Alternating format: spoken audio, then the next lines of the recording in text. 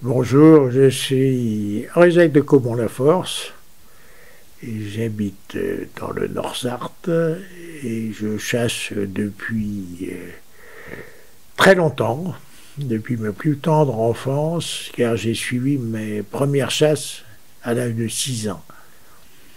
Et j'ai pas arrêté depuis. Et le hasard des choses a voulu que je m'occupe de la fédération de chasse dont je suis devenu président. Pardon, permis de chasse, tiens, avec le permis de chasse national tout d'abord. Alors, le permis de chasser national a été profondément bouleversé après la loi chasse de 2018.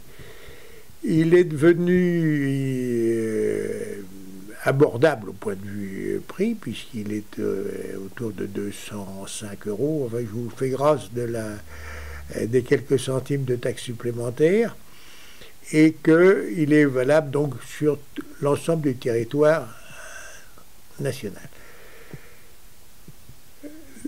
Il reste le permis départemental, et le permis départemental est moins cher que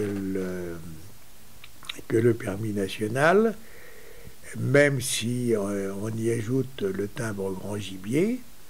Il y a 50 euros d'écart entre le national et le départemental.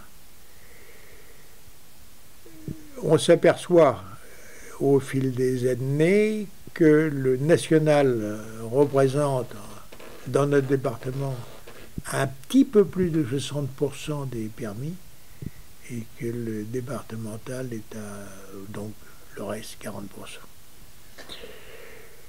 Le nombre de permis malheureusement diminue. Qu'est-ce qui explique cela, justement, la diminution? Alors, l'âge.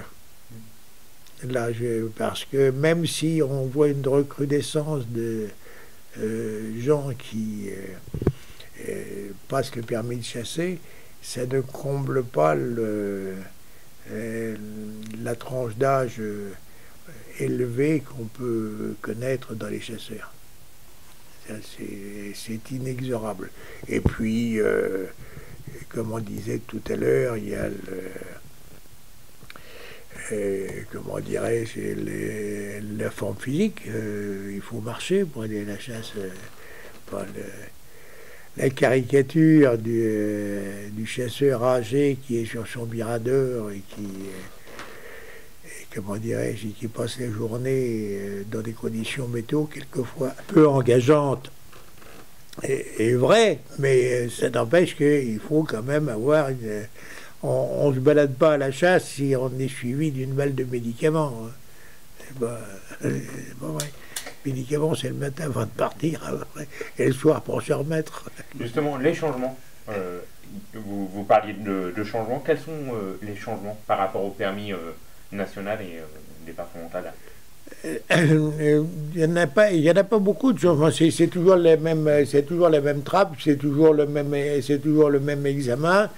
Et le départemental, vous avez une variante dans le départemental, c'est où vous prenez le timbre grand gibier qui coûte 35 euros, ou vous ne le prenez pas. Donc si vous ne le prenez pas, votre permis est très peu cher, il est autour de 120 euros. Là, je ne veux pas vous donner au centime près, autour de 120 euros, mais vous n'avez le droit de chasser que dans le département et uniquement le petit gibier. Si vous prenez le timbre grand gibier, vous avez le droit de chasser le grand gibier dans le département.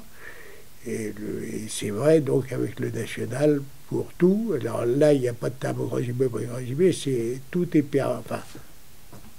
permis, sans jeu de mots, tout est permis sur l'ensemble du territoire national.